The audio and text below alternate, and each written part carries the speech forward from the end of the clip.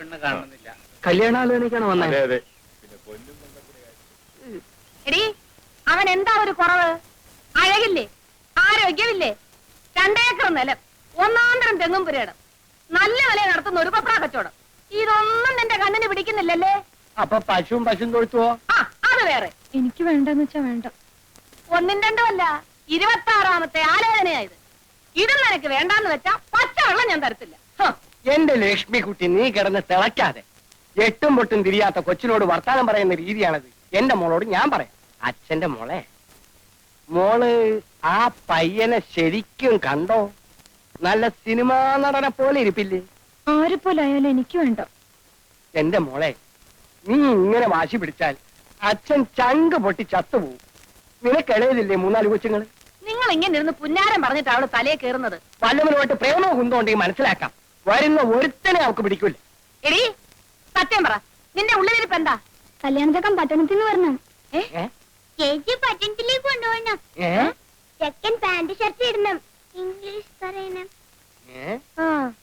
പരിഷ്കാരം വേണം, സിഗരറ്റ് വലിക്കണം, പട്ടണത്തിൽ പോണം, ഇംഗ്ലീഷ് പഠിക്കണം, നിന്റെ അമ്മയുടെ തല വേണം. ഇതിന്റെ ഇടയ്ക്ക് ആ പീക്രാന്തി ഉണ്ടല്ലോ.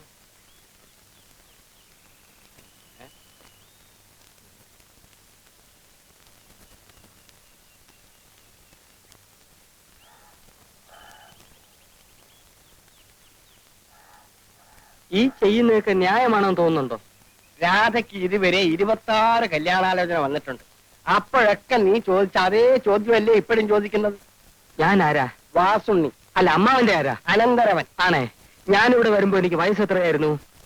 26 തവണ ഞാൻ പറഞ്ഞതല്ലേ 12. അന്ന് എന്റെ അമ്മാവന്റെ മുമ്പിൽ കിടന്ന് മരിക്കുമ്പോ അമ്മാവൻ കൊടുത്ത വാക്കെന്തുവാ? അന്ന് അത് അബദ്ധത്തിൽ പറഞ്ഞു പോയതല്ലേ എന്റെ വാസുണ്ണി. രാധയെ നിനക്ക് കല്യാണം കഴിച്ചു കൊടുക്കാമെന്ന്. 12 വയസ്സ് മുതൽ നീ ഇതേ ശരണമെന്ന് പറഞ്ഞ് നടക്കുമെന്ന് ഞാൻ കരുതിയോ? മരിക്കാൻ നേരത്തെ ഒരാൾക്ക് കൊടുത്ത വാക്ക് പാലിക്കണ്ടേ അമ്മാവാ? എടാ വാസുണ്ണി, എന്റെ സഹോദരി, നിന്റെ അമ്മ മനസമാധാനത്തോടുകൂടി മരിച്ചോട്ടെ എന്ന് വിചാരിച്ച് ഞാൻ അന്ന് ഒരു ഭംഗി വാക്ക് പറഞ്ഞു. എന്നാൽ എന്റെ അമ്മയ്ക്ക് മനസമാധാനം കിട്ടിയിട്ടില്ല. അത് നിനക്കെങ്ങനെ അറിയാം? എന്റെ അമ്മയുടെ ആത്മാവ് കരഞ്ഞുകൊണ്ട് ഇവിടെ എല്ലാം ചുറ്റി കറങ്ങുന്നുണ്ട്. അവളെ കാണുമ്പോ ഞാൻ പറഞ്ഞോളാം, നീ സമാധാനമായിട്ടിരിക്കും. ഇന്നലെ രാത്രിയിലും സ്വപ്നത്തിൽ വന്ന് എന്റെ അമ്മ എന്നോട് ചോദിച്ചു, എന്താ മോനെ നിനക്കൊരു വിഷമം? എടാ, ഒരു ഉത്തരവാദിത്വം ഇല്ലാതെ പട്ടവും പറപ്പിച്ച് നടക്കുന്ന നിന്നെ വിശ്വസിച്ച് ഞാൻ എങ്ങനെയാടാ രാധയെ പറഞ്ഞേക്കുക? ഇപ്പൊ ഞാൻ അങ്ങനെ നടക്കുന്നത് ശരി തന്നെ. പക്ഷെ രാധയെ കെട്ടിയാൽ ആ സെക്കൻഡിൽ അമ്മാവനേക്ക് ഓഹരി തരണ്ടേ? എന്നിട്ട് അതിൽ കെങ്കേയമായി കൃഷി ഇറക്കി ഞാൻ അവളെ പൊന്നുപോലെ നോക്കുമാ. വാസുണ്ണി, നീ എന്നെ ഇങ്ങനെ ഞെക്കി പിഴിയരുത്. ഓരോ കല്യാണക്കാര് വരുമ്പോഴും അപ്പ നീ എന്നെ വിളിക്കും. അത് കാണുമ്പോഴേ എന്റെ തല എങ്ങനെ കറങ്ങും. അവൾക്കാണെങ്കിൽ നിന്നെ എന്നല്ല, അന്വേഷിച്ചു വരുന്ന ഒരുത്തനെയും പിടിക്കൂല. പട്ടണത്തിൽ നിന്ന് വേണം പോലും. നിശബ്ദരായിരിക്കൂ കുട്ടികൾ. ഇങ്ങോട്ട് കയറിക്കോ. ഇവിടെ ഇരിക്കാം.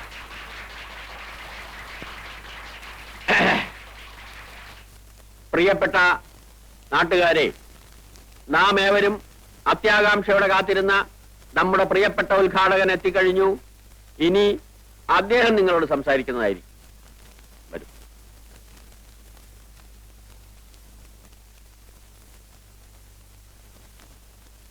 പ്രിയപ്പെട്ട സഹോദരന്മാരെ, സഹോദരികളെ, നിങ്ങൾക്ക് നമസ്കാരം. ഈ കുടുംബം എന്ന് പറയുന്നതാണല്ലോ കുടുംബാസൂത്രണത്തിന്റെ ഇത്. അപ്പൊ ഒരു കുടുംബത്തിൽ ഒരു കുടുംബനാഥൻ, കുടുംബനാഥ, ബാക്കിയുള്ള അങ്ങനെ. അപ്പോ കുടുംബം എന്ന് പറഞ്ഞാൽ അങ്ങനെ ഇരിക്കുന്ന ആ സന്ദർഭത്തിൽ കുടുംബത്തിൻ്റെതായിട്ടുള്ള ഒരു സൂത്രമാണ് ഈ കുടുംബാസൂത്രണം. അപ്പോ ഈ കുടുംബപരമായിട്ടുള്ള കുടുംബത്തിൽ കൂടുതൽ കുട്ടികൾ ഉണ്ടായാലുള്ള കഷ്ടപ്പാടുകളെ കുറിച്ച് ഞാൻ ബുദ്ധിമുട്ടേണ്ടതില്ലല്ലോ. ചുരുക്കത്തിൽ കുടുംബം, കുടുംബനാഥൻ, കുടുംബിനി, കുടുംബാസൂത്രണം. അപ്പോ കുടുംബാസൂത്രണത്തെ കുറിച്ച് ഇതിൽ കൂടുതലായി ഞാൻ നിങ്ങൾക്ക് പറഞ്ഞു തരേണ്ടതില്ലല്ലോ. ഞങ്ങളുടെ മാനം രക്ഷിച്ചതിന് വളരെ നന്ദി. നിങ്ങൾക്ക് എന്റെ നമസ്തേ.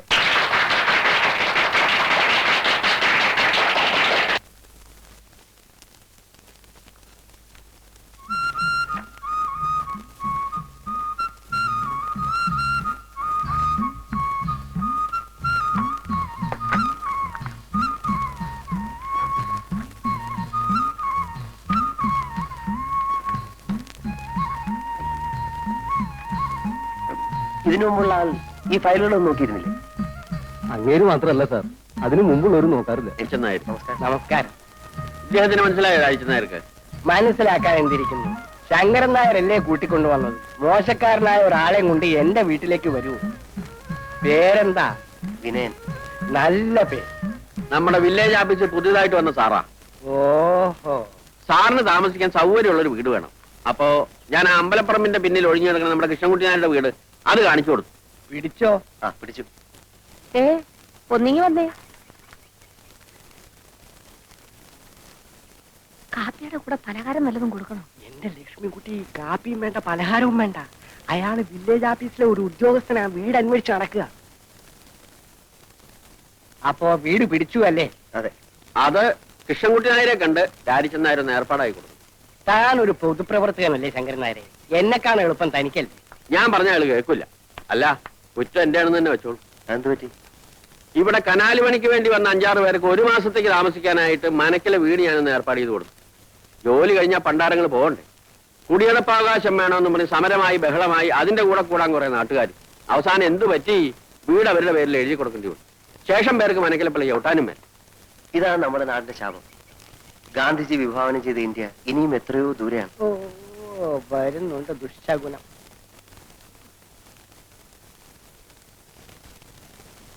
ഇതല്ല, വില്ലേജ് ഓഫീസറാ, എന്നെ കാണാൻ വന്നതാ.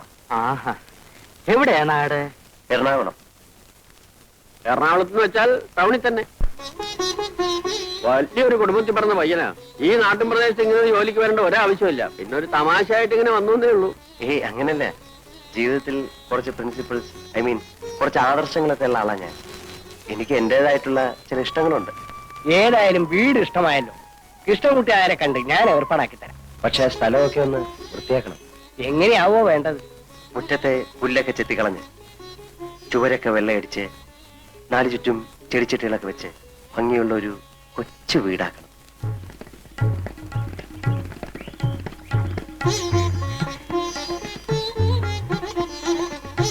എങ്ങനെ? സാറിന്റെ മനസ്സിന് ഇഷ്ടപ്പെട്ട രൂപത്തിലായോ? ആ, ഒരുവിധം. വസണി, എന്തോ സാധിച്ച ഒരു കിളിക്കൂട് സംഘടിപ്പിച്ച തിരക്കേടിലായിരുന്നു. കിളിക്കൂടോ? അതെന്തിനാ? ഈ ജനലിനരികിൽ കെട്ടിത്തൂക്കിയിട്ടാൽ രാത്രി അതിൽ കിളികൾ വന്നിരിക്കും. പുലർച്ചയ്ക്ക് അവയുടെ ശബ്ദം കേട്ട് എനിക്ക് കൊണ്ടുവരാം. അതിനൊരു ടൈം പീസ് വാങ്ങിച്ചാ പോരെ? അലാറം വെച്ചാ മതിയല്ലോ. ഏയ്, അതല്ല. അപ്പോ ഈ ആഹാരത്തിന്റെ കാര്യത്തിൽ എന്താ കണ്ടിരിക്കണേ? എന്റെ വീട്ടിൽ നിന്ന് കൊടുത്തേക്കാം. അയ്യോ വേണ്ട മാവാ, അമ്മായി വെക്കുന്നൊന്നും സാറിന് ഇഷ്ടപ്പെടില്ല. ചേട്ടന്റെ വീട്ടിൽ നിന്നാകാമല്ലോ. ഒരു വിരോധമില്ല, പക്ഷേ അയ്യോ, അതൊന്നും വേണ്ട. ആഹാരം സ്വയം പാകം ചെയ്ത് കഴിക്കുന്ന എനിക്കിഷ്ടം. വീട്ടിലാവുമ്പം അതൊന്നും നടക്കില്ലായിരുന്നു. ഇവിടെ ആവുമ്പം നമ്മുടെ ഇഷ്ടം പോലെ ആകാമല്ലോ. പിന്നെ രാവിലെയും വൈകിട്ടും കുറച്ച് പാല് കിട്ടിയാൽ മതി. ആട്ടും പാലാണെങ്കിൽ കൂടുതൽ സൗകര്യം. ആട്ടും പാൽ ഇപ്പൊ എവിടെ നിന്ന് കിട്ടാനാണ്? പശുവും പാലാണെങ്കിൽ എന്റെ വീട്ടിലുണ്ട്. 2 നേരവും കുട്ടികളുടെ കയ്യിൽ ഞാൻ കൊടുത്തേക്കാം. സാറിന് ആട്ടും പാലാണ് ആവശ്യം. അത് സാറ് ഇടുന്നെങ്കിലും. അല്ല, പശുവും പാല് മതി. കിട്ടാൻ എളുപ്പം അതാണല്ലോ. അതാ നല്ലത്. അപ്പോ ആ കാര്യം രാജിച്ചൻ നായർ ഏറ്റു ഇല്ലേ? ഏറ്റു. ഇനിയിപ്പോ ഞങ്ങൾ എന്തെങ്കിലും ചെയ്യുന്നതായിട്ടുണ്ടോ? ഇത് തന്നെ വലിയ ഉപകാരം. മനസ്സിലുണ്ടെങ്കിൽ ജോലി, മനസ്സിലുണ്ടെങ്കിൽ ഗ്രാമം, നല്ലവരായ ആൾക്കാർ. ഇതിൽ കൂടുതലൊന്നും എനിക്ക് വേണ്ട.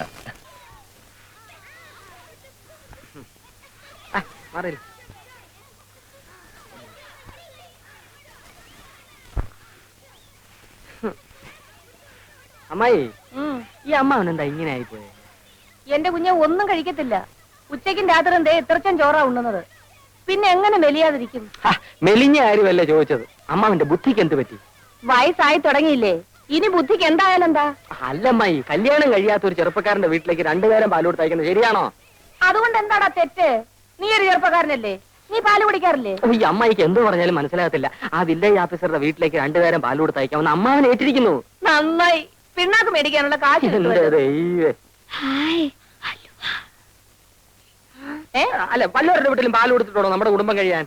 എന്നാൽ അയാളോട് ഇങ്ങോട്ട് വന്ന് വാങ്ങിക്കാൻ പറയാം. ഇങ്ങോട്ടോ? അതേതായാലും വേണ്ട. അമ്മായിക്ക് അത്ര നിർബന്ധമാണെങ്കിൽ പിള്ളേരെ കൂടെ അയച്ചാൽ മതി. ശരി. അതുമല്ലെങ്കിൽ അമ്മാവന്റെ കൂടെ അയച്ചാലും മതി. ഓ, എന്നാലും രാധ അങ്ങോട്ട് അയക്കരുത്. ഇല്ല. വാസുനേട്ടൻ ഇവിടെ ഈ നേരത്ത് വരുമെന്ന് വിചാരിച്ചില്ലല്ലേ? ഇല്ല. ഇന്നലെ ഇവിടെ വരാൻ പറ്റില്ല. സാരമില്ല. രാധേ, എന്തിനാ? ഞാൻ നിനക്ക് അലുവ വാങ്ങിച്ചു വെച്ചിട്ടുണ്ട്. എവിടെ? വാ. ആരും കാണണ്ട.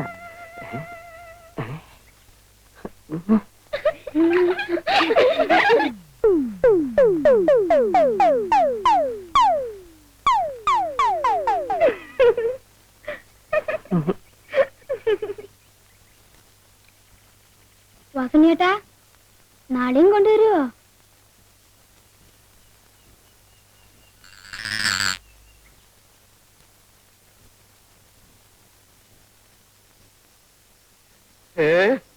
എന്താ ഇങ്ങനെ പുറത്തിറങ്ങി നിൽക്കണത്? പ്രാന്തൽ വെക്കാൻ വന്നതാ. അത് ഞാൻ വന്നിട്ട് കൊണ്ടുവച്ചാലും മതിയല്ലോ. കണ്ണി കണ്ടവന്മാരൊക്കെ നടക്കുന്ന സ്ഥല. നീ ഇങ്ങനെ അണിഞ്ഞിറങ്ങി വിളക്കിന്റെ മുമ്പിൽ നിന്നാല് ഞാനൊന്നും പറയണില്ല. ഞാൻ പകല് മുഴുവൻ വാതിലടിച്ച് അകത്തിരിക്കുകയായിരുന്നു.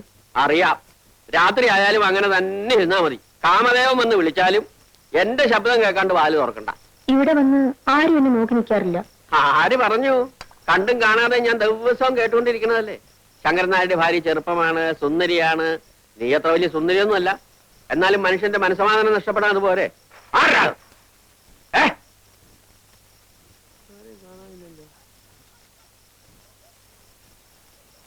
ചിലപ്പോ എനിക്ക് തോന്നിയതായിരിക്കും.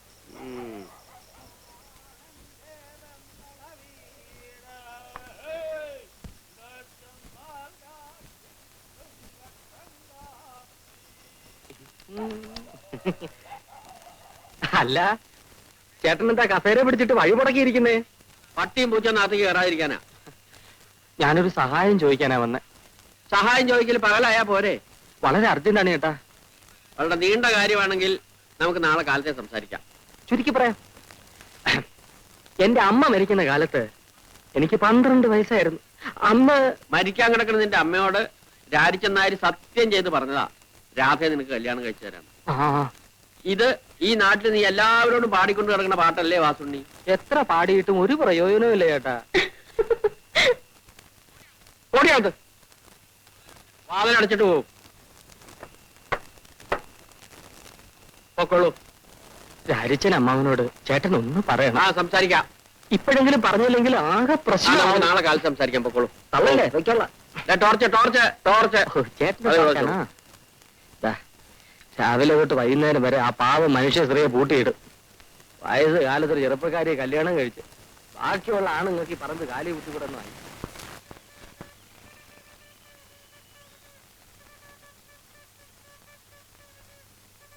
പാല്.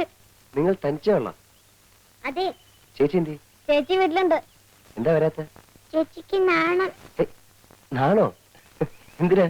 എന്തിനാന്ന് ഞങ്ങൾക്ക് അറിയില്ല. എന്നാലേ ചേച്ചിയോട് ഒന്നും കൂടെ വരാൻ പറയോ? പറഞ്ഞാലും ചേച്ചി വരില്ല. അതെന്താ? നാണം. ഞാനേ ഒരു എഴുത്തെഴുതി തന്നാലേ അത് ചേച്ചിക്ക് കൊടുക്കൂ. കൊടുക്കാം. ഇയാൾക്ക് ചേച്ചിയെ കാണണമെങ്കിൽ വീട്ടിൽ വന്ന് കണ്ടൂടെ? ചെലപ്പോ ഇയാൾക്ക് ഞാനാവും. അത് ശരിയാ. ചേച്ചിയുടെ കയ്യിൽ തന്നെ കൊടുക്കണം. ആ. പൊക്കോ.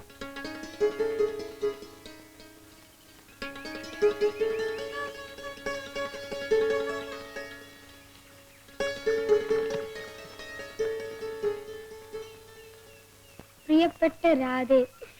പ്രിയപ്പെട്ട രാധേന്ന്. വളരെ അത്യാവശ്യമായി ഒന്ന് കാണണം. വരുമോ എന്ന് ഞാൻ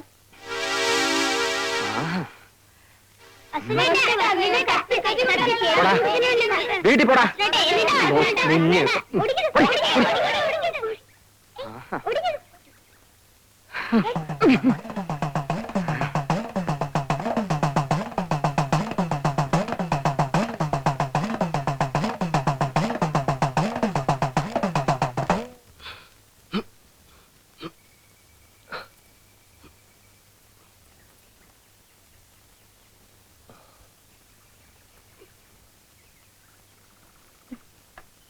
ചേച്ചി, അയാള് ചേച്ചിക്ക് ഒരു കത്ത് എഴുതി തന്നു. എന്നിട്ട് എവിടെ? വഴിക്ക് വെച്ച് വാസുണ്ണീട്ടും വാങ്ങിച്ചു. നിങ്ങൾ എന്തിനാ കൊടുത്തത്? കൊടുത്തതല്ല, എന്റെ നിന്ന് തട്ടിപ്പറിച്ചതാ. തട്ടിപ്പറിക്കാൻ എന്തിനാ സമ്മതിച്ചു? വേഗം പോയി വാങ്ങിട്ട് വാ. ഇല്ല, പോടാ.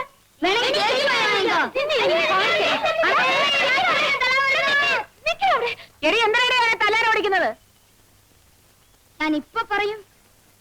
എന്താടാ?